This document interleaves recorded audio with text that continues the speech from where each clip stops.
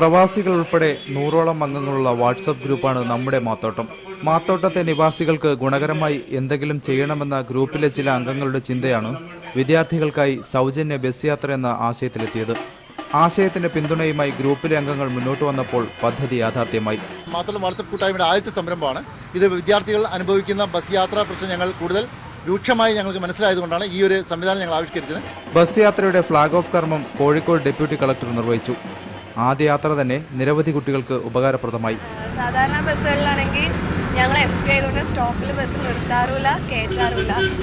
കയറിയ തന്നെ സീറ്റ് ഉണ്ടെങ്കിൽ ഇരിക്കാനൊന്നും പറ്റാറില്ല. ഇതിപ്പോൾ അതിനൊക്കെ ഒരു പരിഹാരമായി.